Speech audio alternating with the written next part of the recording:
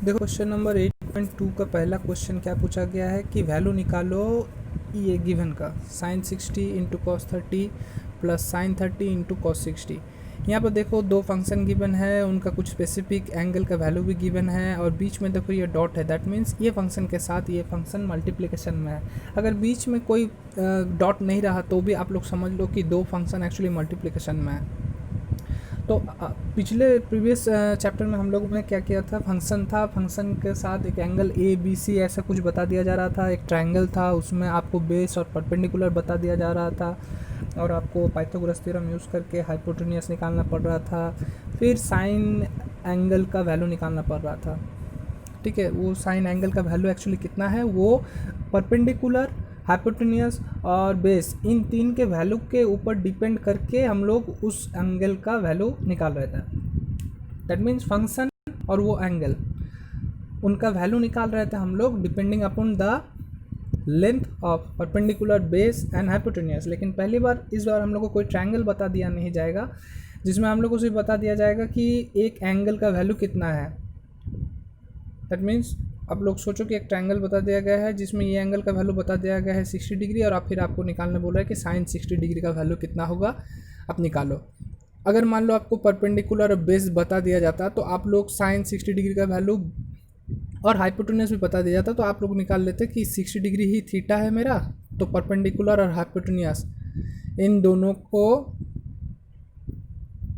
P by H करके हम लोग निकाल लेते हैं, पी बाई एच करके हम लोग साइन 60 का वैल्यू निकाल लेते हैं। लेकिन यहाँ पर आपको ना कोई ट्रायंगल बता दिया गया है, ना ही आपको कुछ पी बी और एच का वैल्यू बताया गया है, बस आपको बता दिया गया है कि एंगल कितना है 60 डिग्री और वो उसका साइन फंक्शन का वैल्यू कितना होगा, साइन 60 का वैल्यू कितना होगा वो निकालना पड़ेगा। तो ये जानने के लिए हम लोग को बेसिकली ये चार्ट फॉलो करना पड़ेगा। देखो ये चार्ट क्या है, ये है ट्रायगोनोमेट्री में ratio of trigonometry ratio of some specific angle, मतलब कुछ स्पेसिफिक एंगल्स है और वो एंगल्स क्या क्या है देखो, 0 degree, 30 degree, 45 degree, 60 degree and 90 degree. Basically ये पांच सबसे ज़्यादा यूज़ होता है।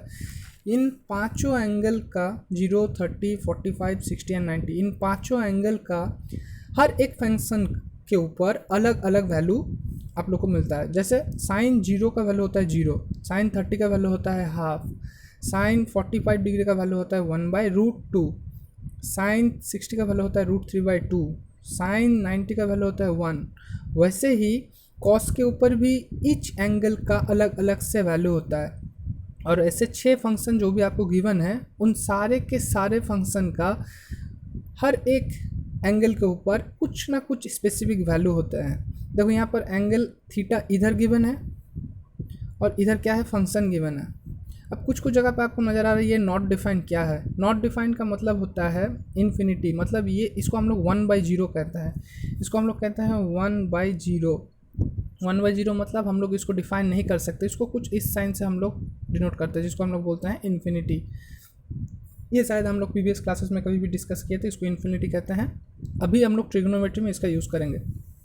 तो यह जहाँ जहाँ आपको नॉट डिफाइंड नज़र आ रहा है वहाँ पर वो 1/0 है। दैट मीन्स कहीं पर आपसे अगर पूछा गया कि बताओ कि साइन 0 का वैल्यू कितना है, साइन 0 डिग्री का वैल्यू कितना है, आप बता दोगे 0।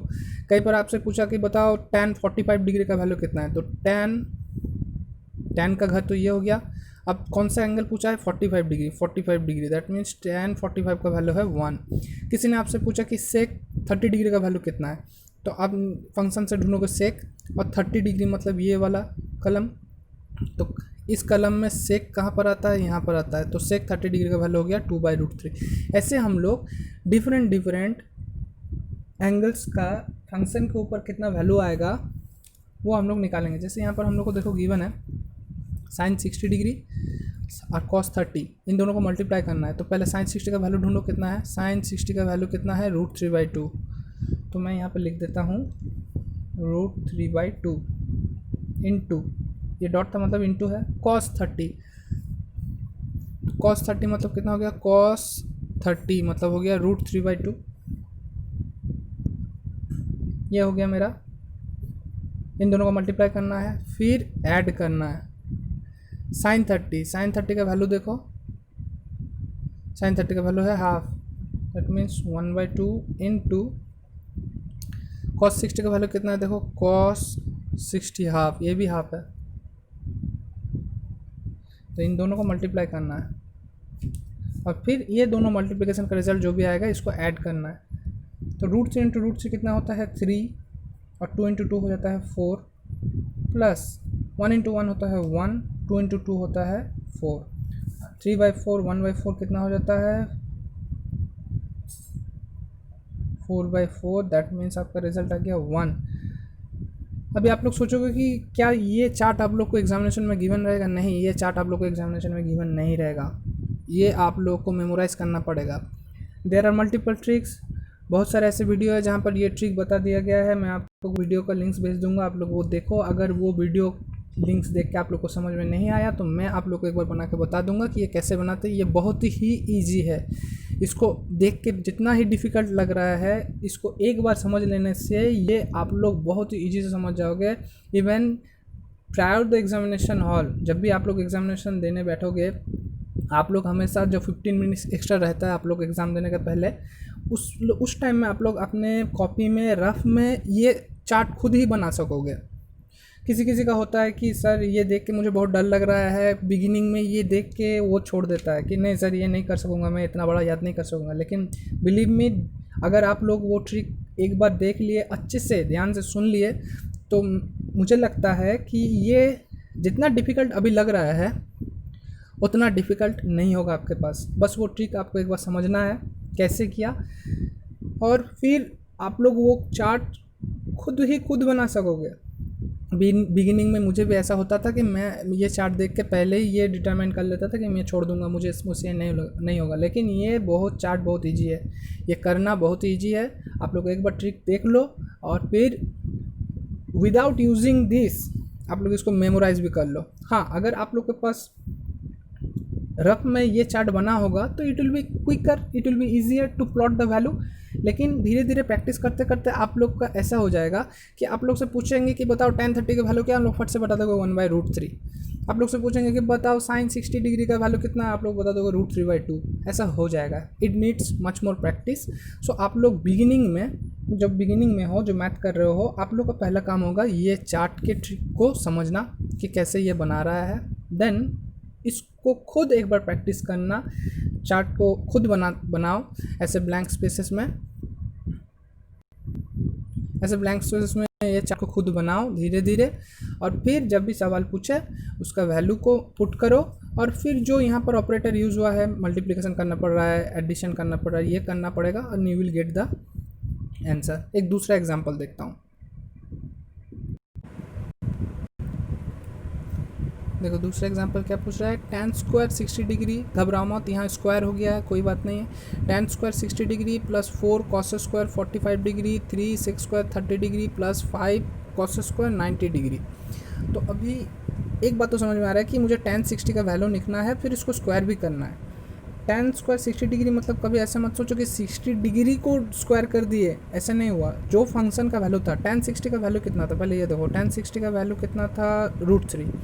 तो एक्चुअली ये क्या हो गया ना, ये हो गया कि √3 पहले आप लिख लो, tan 60 मतलब √3 हो गया। अब इसको स्क्वायर करना है, ठीक है। उसके बाद क्या है, 4 cos स्क्वायर 45 डिग्री, तो मैं ये प्लस है तो बीच में है प्लस, फिर 4 इंटू cos 45। देखो चार्ट से देखो, आप लोग चार्ट से देखो, लेकिन अभी चार्ट से देख लो, लेकिन डे बाय डे प्रैक्टिस करते करते ऐसा हो जाना चाहिए कि आप लोग जैसे एकदम झटाक फट से एकदम आप लोग से पूछा जाए कि cos 45 क्या है, आप लोग फट से बोल दो 1/√2 ऐसे।